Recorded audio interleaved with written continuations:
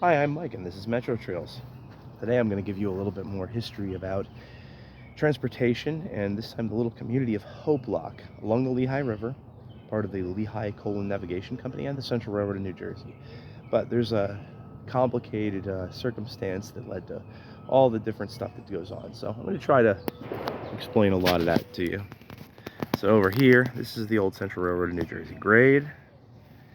And they call this the Freemansburg boat launch down this way. This is the access road to it. It's built on the railroad grade at this point. Above us, there is another Jersey Central grade.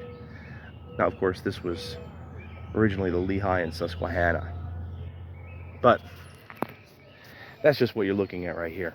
Now, this building over here, this abandoned place, this might have been a lock house at one time, but I'm not totally sure. I'm not 100% clear on it. It's been abandoned for a long time. I got pictures of it from the first time we went around it years ago. But down here was Lehigh Canal, Lock 46, in the community of Hope Lock. So, this is Hope Lock Road over here. Now, those of you that drive Route 22 or 78, you might see Hope Lock Road is out in this area, but it's north of 78, and these roads no longer connect. It used to be a through road, and so that's why you have Hope Road or Hope Lock Road further up that way, because it came all the way down to the little canal community of Hope Lock. The locks were all numbered, but they would have sort of informal names and or formal names, and Hope Lock was the one over here. So this was supposedly the lock house right here. Either it's the original lock house that was moved, or it was a new one built when the railroad came through here, which was about 1868. Now, originally this was the Lehigh and Susquehanna Railroad. It was leased by the Central Railroad of New Jersey in 1871. But again, this is a little later. This is probably an original culvert here. The Lehigh Coal and Navigation Company has its roots back in about 1819, started by Josiah White, Erskine Hazard, and Philip Howdoe. This is probably an original Jersey Central, not Jersey Central, Lehigh and Susquehanna culvert, really. Beautiful stonework here. This road's been destroyed by flooding several times. I got some pictures posted on Metro Trails if you search for them. The lock house would have stood over here, though. It was right in this area. And when they built the railroad, they moved the location of it. So this was the Lehigh Canal over here. So this opened up over in here by 1829. And this is the towpath over here. It's now part of the DNL Trail.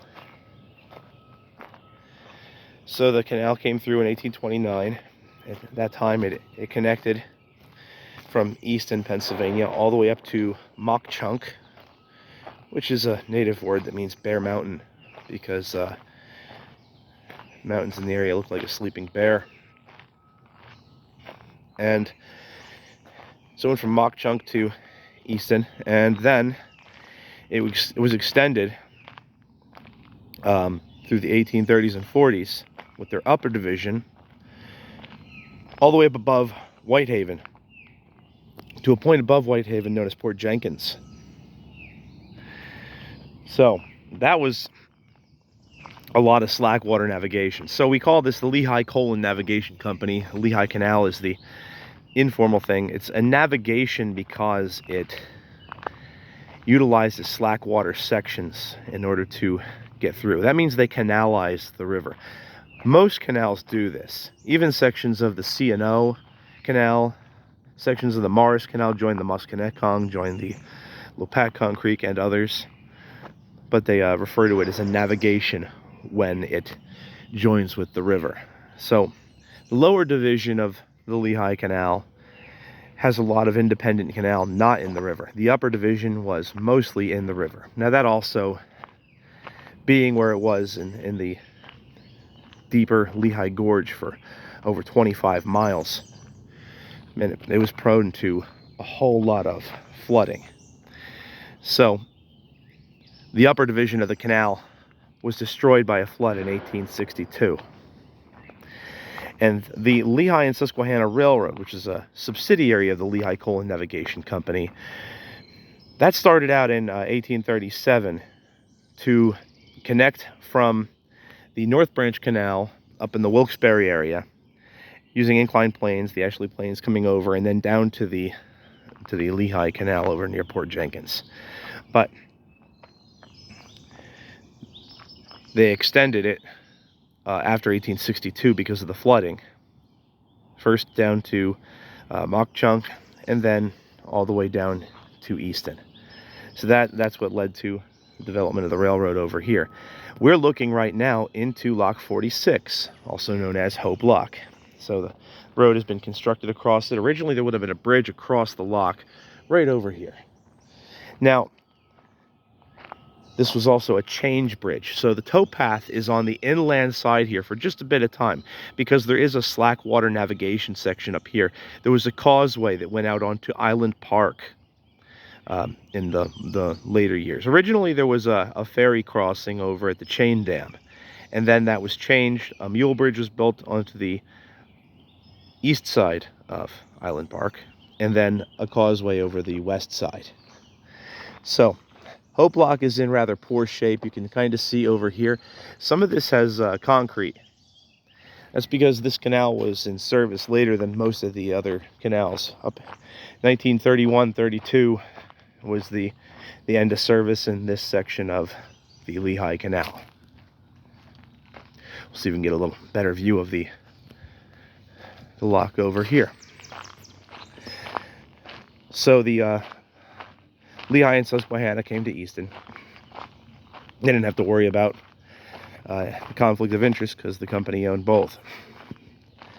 But the Central Railroad of New Jersey leased it in 1871, and this ties into a lot of other stuff that we've talked about. Let's see if I can get down in here maybe a little bit without killing myself. The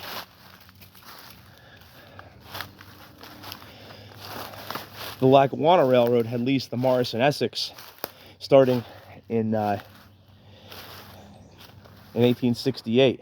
So that gave them not only a cut to the east, so they have their own independent line to get out towards Hoboken, but they also had their line that connected to Phillipsburg that was completed in 1866.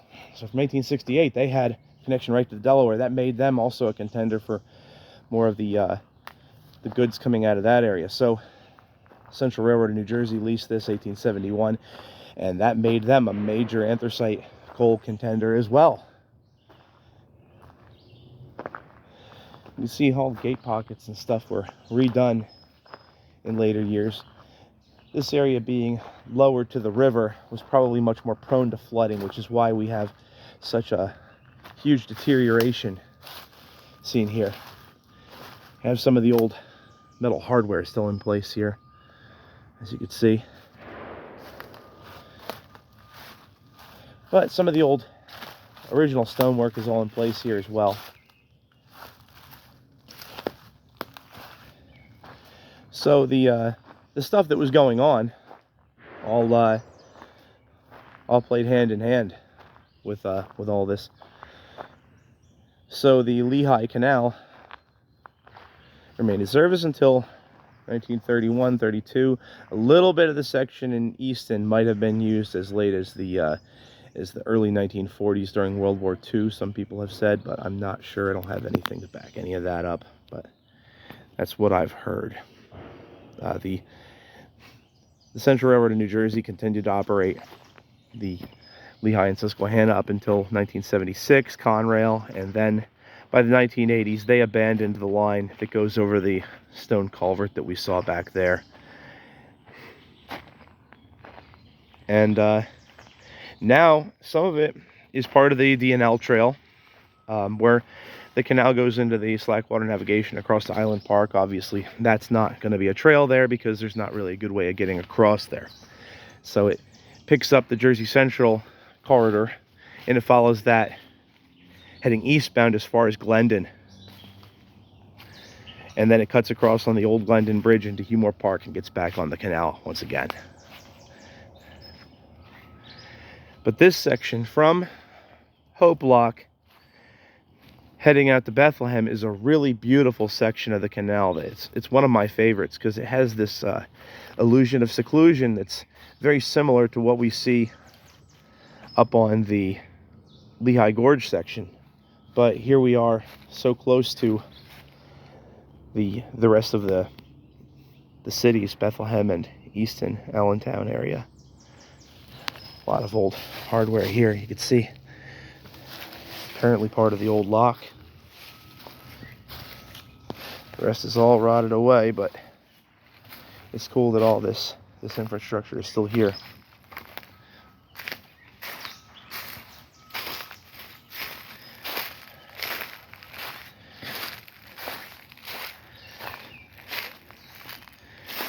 So there's Hope Lock, and I could probably go on about this for many more hours because it's such an interesting area. But all the competition between these transportation entities took shape with into what we have today. It's a fascinating area to see.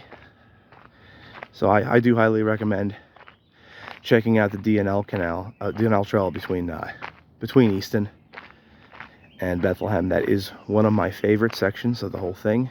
A lot of transportation infrastructure from both rail and canal for the fans of both. And as always, thank you for watching.